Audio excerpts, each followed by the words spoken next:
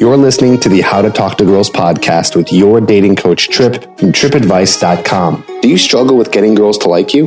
Well, you're going to learn step-by-step how to talk to girls to create deep connections and meet the woman of your dreams. Here's your host, me, Trip.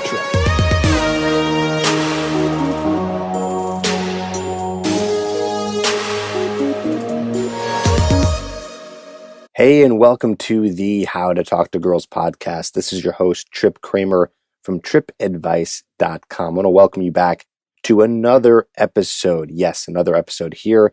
And we're coming close to episode 200, which is very exciting. I can't believe that I've already put out 200 episodes in the past, what is it now? I think 2.5 years. I think I started right at the end of 2014, started in 2015. I'm curious if you're listening right now, if you've actually listened to my old podcast, which is unfortunately no longer to be found. It was called Dudes Talking About Chicks. And I did that with an old buddy of mine named Kyle. That's how I got started in this whole game of dating and teaching guys how to meet girls and be more attractive. So I'm curious if you ever checked that one out. If you didn't, no worries, because I believe that this podcast is about 50 times better and will be more helpful for you in order to find the girl that you are looking for and being an overall attractive guy. Like I said, we're coming close to 200 episodes here, and it's so exciting. I can't believe that I've sat here and, talked to myself or talked to others for this amount of hours, but it's exciting, and I'm glad to be doing another episode today. Now, today's episode, we're going to be doing some more segments, some more fun segments that I've been doing these past couple episodes. If you're just listening now for the first time ever, the past couple episodes, I've been doing new, different types of segments just to keep things going and switch things up a bit that I think are more interesting than just ranting on one topic for, 20 to 30 minutes. However, every episode still has a topic because there is something that you're going to be learning in every single episode, whether or not I'm doing multiple segments or just one segment or doing an interview. So to say the least, it's always to help you. Now, some of the segments that I'll be going over today are going to be an app that I found that's going to be really helpful that I'm using. By the way, I am not getting any money for this. It's actually a free app and I'm not getting paid to ever talk about it. Just something I've been using that I think might help you. We'll be going over a study and we'll be going over a random fact that I want to talk about that I think is very interesting that I have some qualms with. So we'll be going over that too. But before we go into that, I just want to announce right now that I'm going to be doing 2 more weeks of my Fearless Formula. Now, if you're listening to this months later, years later, then the Fearless Formula is something that is available for you to get, which is all about how to become fearless with women and dating and your overall life. So you can email trip@tripadvice.com for more information on that. But if you're just listening now, real time, good news is I'm still doing this live event, which is going to be on YouTube and on Facebook, and I'm doing the second to last one today at 4 p.m. Eastern. But if you're listening to this, that means you're listening to it probably on a Saturday, which means that there is only one left. Again, the last element of the Fearless Formula, week 10, which is going to be, again, Tuesday, 4 p.m. Pacific time. So join me there if you want to learn about how to become fearless. And on top of that, you will be notified in the future of how to get your hands on it to get the whole 10-week program. All right, let's get into today's episode. First, I'm going to start off with a random fact. And again, like I said earlier, I have some qualms with this. I have some issues with this fact. I mean, a fact is a fact, and this is the truth, but I'll explain why I have issues with it. So here's the fact. It's that researchers at the University of Chicago found that people were twice as likely to find a date through friends and family than through the bar scene. Now, I'm curious to know exactly how old this study is because people might be meeting each other on online dating apps and on online dating sites and things like that. But it's interesting that people were twice as likely to find a date through friends and family than through the bar scene. Now, I think I understand that. I have a good idea of why that is, and it's troubling to me of why it is. I think that a lot of people are relying on warm introductions to meet people. Why? Because it's easier. That's the easiest way. But it's interesting because when you get introduced through family and friends, I mean, yes, that's a connection there, but that doesn't guarantee that you guys will be a match. It's just convenient, right? That's the only thing. And so you might be thinking, well, Trip, what's wrong with that? If it's working, it's working. Well, I don't know if it's the best way to do it. I think it's one way to do it. I think being able to find someone through a friend or family is great. It's one way to do it, but there's a lot of other ways. And I think that guys don't utilize all the avenues as much as they should be, right? What are the avenues today as I record this podcast? Well, it's friends and family. It's meeting people at bars or on the street or at a coffee shop. It's going to events. It's through networking. It's through your work. It's through apps and swiping. It's through online dating websites. These are all great avenues to meet people. But I think that, I haven't done a study on this, but I think that, from my experience of talking to many guys and coaching many guys, that a lot of guys are really nervous to put themselves out there and to be able to find someone through any other method than something that's extremely easy. What are those? Well, online dating is very easy because you don't actually have to communicate with the person until you're on a date with them. You can just hide behind your computer or your phone. And of course, meeting someone through a friend or family member makes it much easier because, again, you get a warm introduction and things are nicely set up for you. And while there's nothing wrong with that whatsoever, if you can take advantage of meeting people through friends and family or through a dating app, that's great. That's fine. But what I don't want people to do is think that these are the only ways and then have to settle with someone because they're afraid to go out and meet people themselves. Again, through events, through parties, through networking, through bars, through going to any other type of networking or work function or something like that.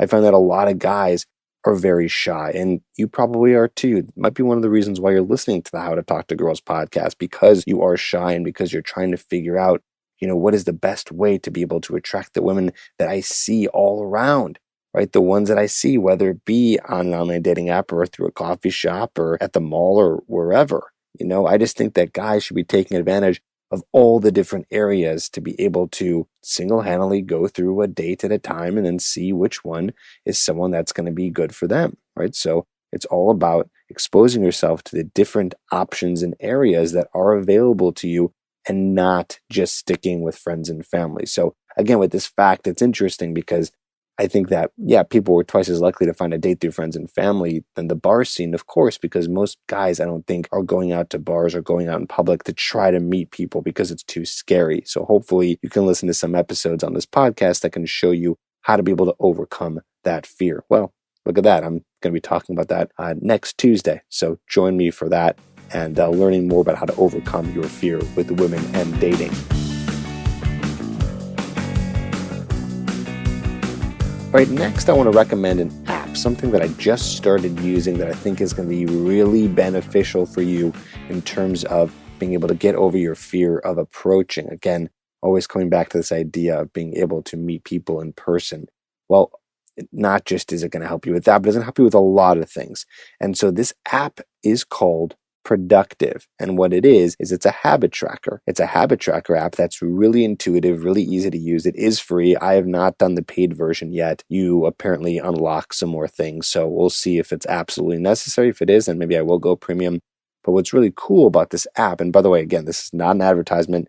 This is something that I use. I'm not paid to be saying this. But this app really easily tracks any habit that you want to create. And what's really cool about it, why I like it so much, is it's very psychological. So what it does is it helps you go on streaks, right? Every time you complete the habit, you swipe on it. And so it adds it to the done list. And then it tells you in your calendar if you've been able to successfully complete all of your habits that day, that week, that month. And then it shows you how many days you've been on a streak for.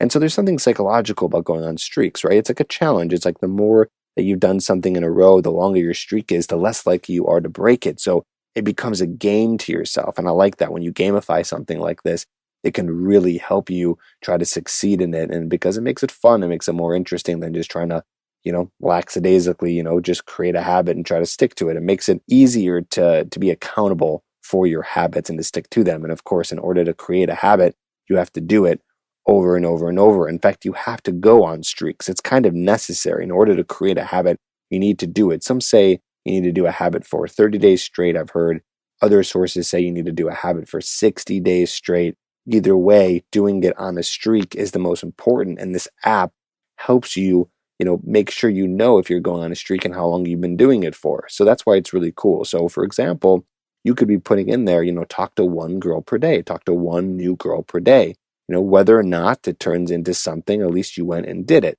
So imagine going on a streak and putting in there that you've approached and talked to one girl per day. Or maybe you can take it to the next level and say you went on online dating sites for 5 minutes per day, or you ended up talking to a friend who can introduce you to another friend, and you've done that once per week. So you keep this habit up of putting yourself in front of women so you can actually find someone and be able to, work on your skills and find someone that is amazing. Of course, you're only going to be doing that by throwing yourself in the fire and putting yourself in front of other people. So I highly encourage that. I highly encourage you to be able to start meeting your habits. And here's a little tip for you. We can get really into it, right? You go into this app and all of a sudden you can start adding all these habits, and they give you suggestions because there's different categories in there of health or hobbies or socializing, whatever it is, they have a lot of them in there. Plus you can just add your own. So it can get really exciting. Okay, I'm going to do all these habits.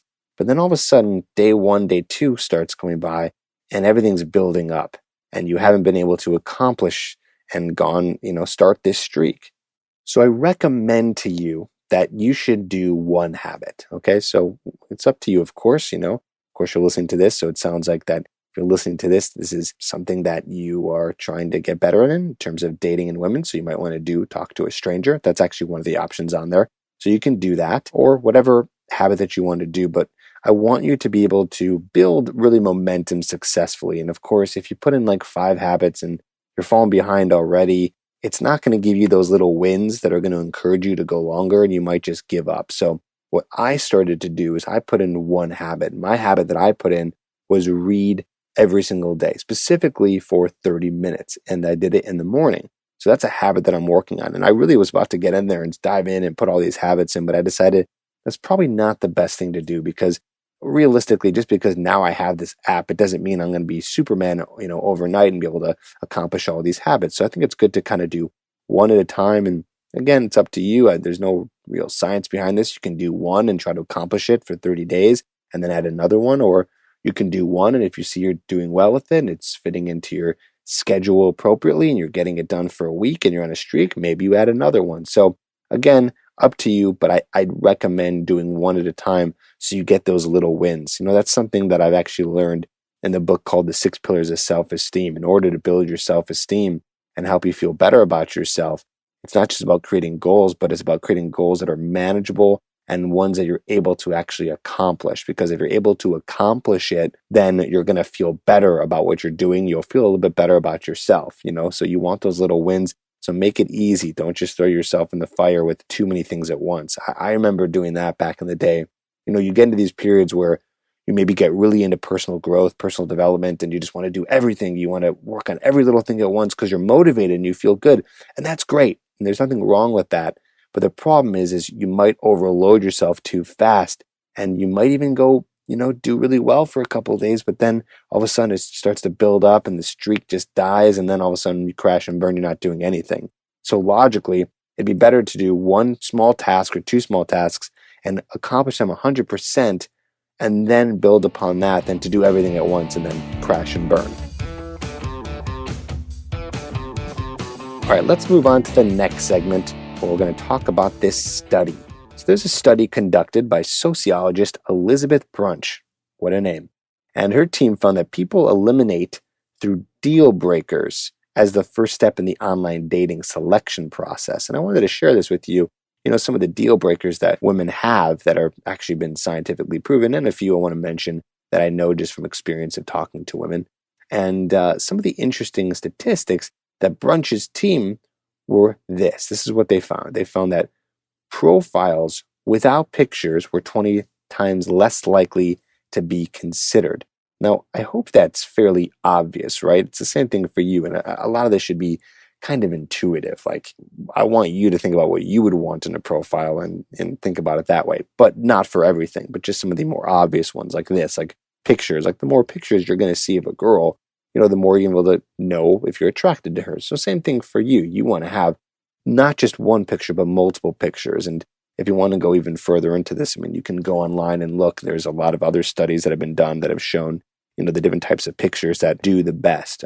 But try to stay authentic and not just do the ones that they say do well. For example, I guess if you have a baby in your hands or a puppy, great. If you have a dog, maybe it's good to do a picture of that. If you have a nephew or your own kid, fine, do a picture of that. But don't just hold your friend's baby so you can put it on a profile picture. It's just going to not be good for the long run, okay? So here's what I want you to do. I want you to focus on some of the pictures that you can put up that show different sides of you, and make sure that you have, at least 4 to 5 on there so people can get to know who you are. It also says in this study that women in their 20s were 10 times less likely to consider a man at least 10 years older than them. So that's interesting. Now, there's nothing you can do really there. I still think that you should go after any girl that you find yourself interested in, but it's an interesting fact. Here's another one. Women were more open to considering heavy-set men, while men tended to discriminate against heavy-set women in the selection process. And that might be pretty obvious for you. Maybe you're not looking for someone who's heavy-set, but interesting how women were more open to considering heavy-set men. So that goes to show you, if you're a heavy-set guy, don't be too discouraged in putting some of those pictures up, right? It might not be the worst thing that you can do. By the way, just so you know, these patterns were held at a second stage known as the messaging stage, okay? So it's not just right away, but after you've been messaging with someone for a while. These findings were also echoed by another study at a sociologist at the University of Texas. So it's, showing that there are multiple studies that are showing the same exact things. Now, off study, I want to just mention that there are a few things that I know are turnoffs to women that I've heard multiple times. One of those being a shirtless guy. So if you have a shirt off, even if you have a great body, a lot of girls think, even though you have a great body, that you might be a little bit arrogant and it's not as attractive as you might think. Now, again, this is where the opposite of intuition comes in. This is kind of counterintuitive. You might think, well, if a girl is kind of more naked, then I'm going to be attracted to her and want to swipe on her. So shouldn't she for men? No, that's not really how it works, because you have to remember how attraction works. For women, it's not about looks. Yes, looks help, but it's not all about looks. It's not all about the external factors, your looks and your money, and all those things. Really, it's about the way you display your personality. By the way, if you don't know, I go over all of this in my program called Hooked, which you can learn about at getherhooked.com. And that is all going to be teaching you how to be able to be the guy who's going to be able to display his own unique personality and still attract women. And yes, it is possible. So just so you know, that attraction is triggered and works when you're displaying your personality and your inner qualities, because that's what women have been triggered by psychologically in this primal way for thousands of years. They're attracted to the guy who he is in the inside, not so much on the outside, because the outside didn't so much matter for survival.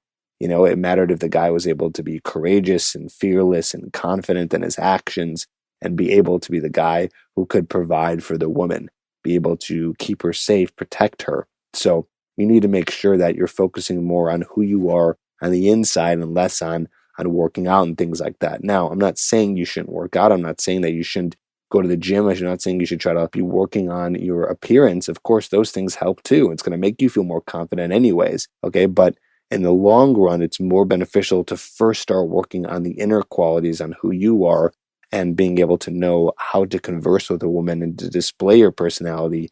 It's more important to work on that far before you start working on your looks, okay? The looks are just the icing on the cake. But I digress. I just wanted to give you a couple of these deal breakers so you know exactly what's up when it comes to online dating, if you so choose to be focusing on that path. Like I said, I think you should be focusing on all different paths. And, like I read before in the random facts, it shouldn't just be about finding people through your friends and family, but all the different areas. And if you want more deal breakers, you can go online and you can search those. You can search some scientific studies on the best type of profile. So go check that out if you want to learn more. But I gave you a few there. Also, here's another one. Smokers were 10 times less likely to be considered, which was very interesting. So if you're smoking, well, you shouldn't be anyways, because it's terrible for your health and it will cause you to have problems in the future. But it's also very unattractive to women. I don't think smoking is cool today as it was, maybe 10, 20, 30 years ago. So let's put out the cigarette there. But yeah, those are some of the deal breakers. See what you can do with it and see if it helps. But of course, I'm always encouraging you, again, to be using all the outlets to meet the type of women and not just swiping. I want to give a quick shout out to a few people who have reviewed the How to Talk to Girls podcast. They did this on iTunes. You can do it on Stitcher as well. Rourke said, "This has helped tremendously with my transition to college life. Great podcast to listen to with tons of different topics. Love it." Rourke, thank you. I don't think I gave you a shout out. If I'm repeating this, well, thanks again. And another review I got said, "This stuff works, brother. Thanks for the help." Thank you. Thank you for leaving a review. I appreciate all the comments. So if you can leave a review as a thank you, and I'm not asking for you to do a 5-star review. Any kind of review is fine in general. So leave me a review. Let me know how I'm doing. Let me know how the podcast is working for you. And I got more episodes coming this week.